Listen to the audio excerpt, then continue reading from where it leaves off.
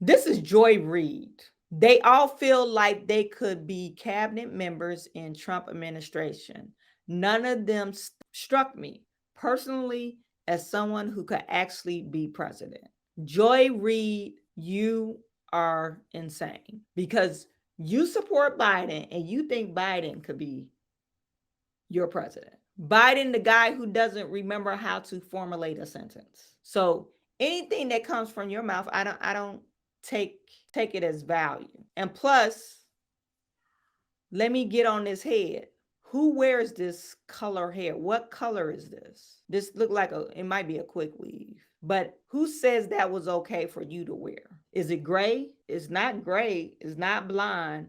What is it?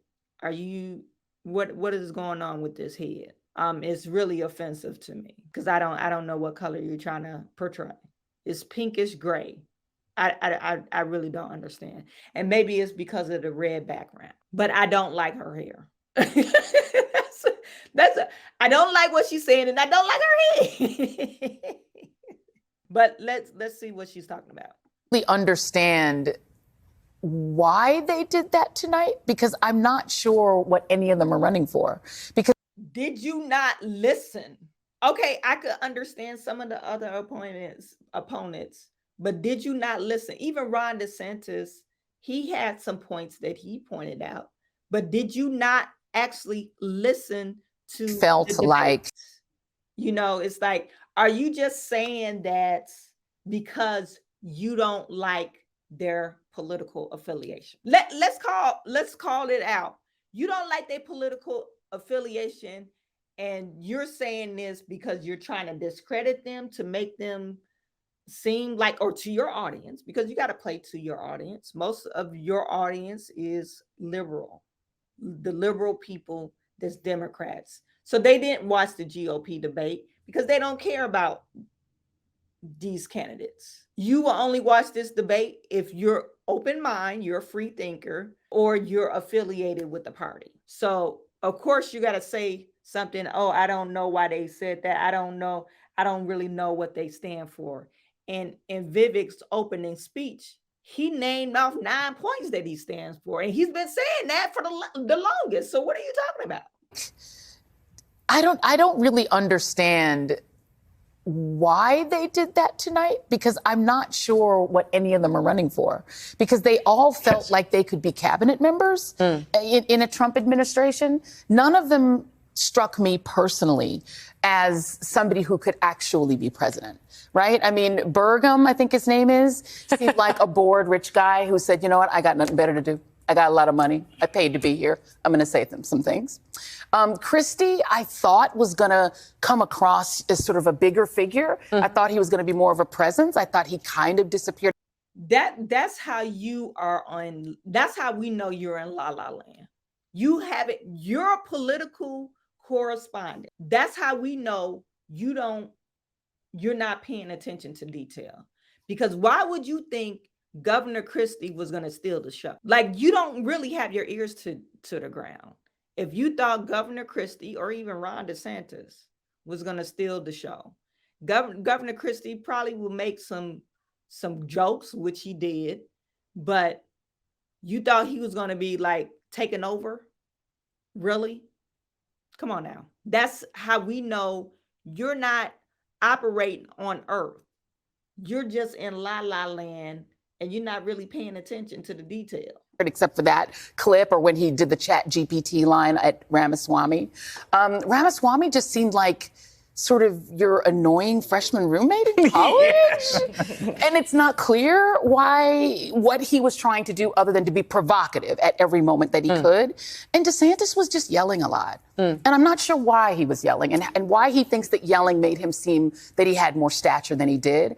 But I mean, other than Nikki Haley, who I thought acquitted herself quite well, to be honest with you, and seemed like a reasonable Republican politician who kind of made sense. Are we listening to... Are you saying that to Nikki Haley? Because Nikki Haley, she's been on MSNBC. Nikki Haley is the only woman. Are you saying that, Joy Reid? Identity politics. Vivek Ramaswamy, he's younger than you. So you don't like him because he's only 38? Is that why you're saying that? And maybe some people don't think Vivek Ramaswamy, like who was that in the chat? I think her name was Linnell. If you're still here, some people don't like him. But why are you saying that they didn't get their point across? I mean, you're saying that, oh, they seem like they would be good cabinet members, like they're applying for a job interview. That's what you're saying. No, they're running for president. So why are you saying this? Like, did you actually listen to the debate? None of them, to me, even attempted to sort of project the kind of stature a president would have, other than at times Mike Pence, I was who, of course, was the most. Really? Did you guys hear that? Oh, there are times Mike Pence. Why? Because Mike Pence doesn't agree with Donald Trump. I'm done. Like, I think she's just talking just to, you know how the person talks just to hear themselves speak, but they're not really saying anything. This is Joy Reid with her purple hair or whatever color hair is that. It's really bothering me. That hair with the shirt in her skin tone. It's not a good look. Then you get this in the back. It's all black in the back. Then you got this on the top. And you're on MSNBC, and I'm pretty sure you're making 7 figures a year. You could have a better hairstylist. How about that? Forget the presidential debate. Better hairstylist. You need to seek one out and get rid of that 27 pieces. That's a 26 quick weave piece. Get rid of that. Stop it with the madness, and it's probably messing with your brain because you don't know what you're talking about. I think popular Mike Pence exceeded expectations in terms of being a more nimble debater. Absolutely. You might have expected him to be more forceful and more punchy, I think, in terms of his. May I just retarded? Rachel Maddow, for real. Like, what's going on here? Like, Rachel. I think Rachel is maybe going through some type of changes with her face. She kind of looked more like a man now. But what are you saying, Rachel? What are you saying? We're talking about a debate that happened, and I don't think you guys even listened to the debate. His fighting with Ramaswamy. Ramaswamy certainly, I think, was the dominant figure in the debate, for good or for ill. I'm not sure he did himself any favors in terms of people liking him, but he took up the most airtime. It sort of felt like he was the snappy podcast host, and it was his podcast, and everybody else was his guest. But that's what you're supposed to do. It's a debate. You come to debate. You're supposed to be snappy. You're supposed to react. You're supposed to stand firm on your beliefs. If you believe in something, that's what you're supposed to do. Now, would that happen if Donald Trump was there? I think Vivek would have held his own, but you probably would have got less airtime. From it. And you probably would have never heard of Mike Pence and Nikki Haley. They probably wouldn't have got a chance to speak. So actually, Donald Trump did them a solid by not showing up. But we're talking about a debate. Do you actually know what a debate means, Rachel? And what's her name? I forget what the lady name is. Joy and Rachel, do you know what a debate means? I don't understand. I did not understand. Raj says she was watching the old debate from way back when. Like, I think she was. What debate were you watching? Because this is not what I watch. Even the highlights. The highlights did not reflect what they just said. So I'm kind of confused. But this is MSNBC. They have to, cater to their audience. And their audience is liberals. And of course, they're going to say, oh, no one stood out presidentially besides Mike Pence, the most awkward person in the room. I mean, Mike Pence, like, remember that one time Mike Pence had that fly on his head?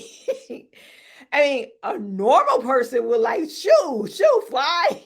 He just let the fly stay on his head. It's like, come on now, we're Mike Pence. All of all the people, you saying Mike Pence was the better in this debate? I just don't understand. I don't understand that.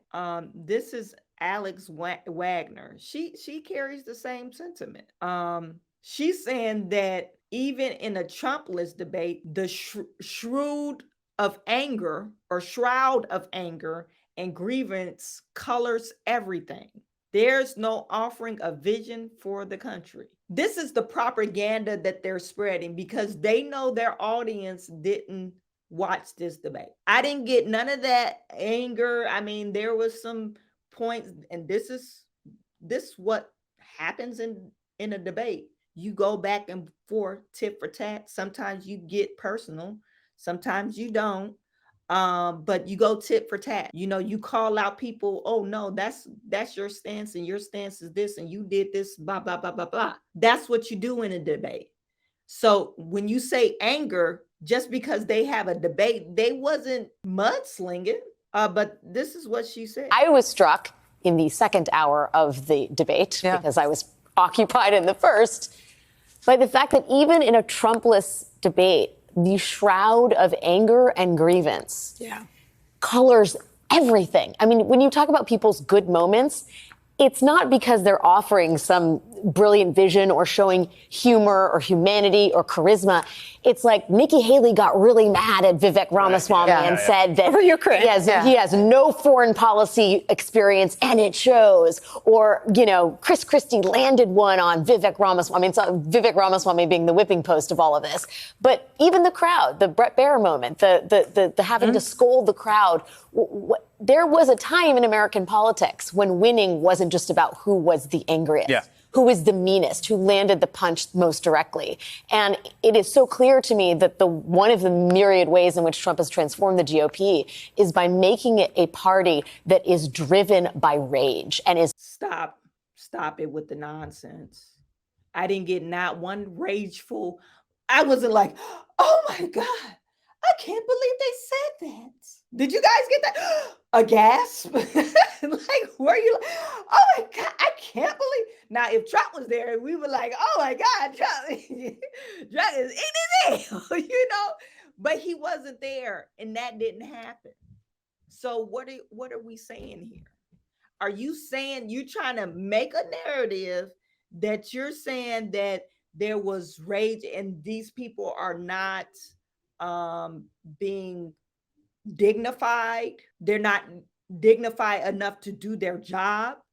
They're not dignified enough to make talking points or debate their talking points without being angry. Of course, they were passionate about what they believe in. They should be. You're running for the leader of the free world, America, the home of the free, land of the brave. We don't want somebody like Mike Pence get mad about it. Yeah, we want to see that. We want to see passion. So what are you saying, lady? What is she saying? But this is MSNBC. Of course, they're gonna go with this narrative saying it was anger. That, to me, that's really ludicrous. I didn't get that. If it was an angry debate, then all the highlights would say, oh my goodness, this debate was real ghetto. None of the highlights said that. Most of the highlights that I've seen, they said Vivek stole the show.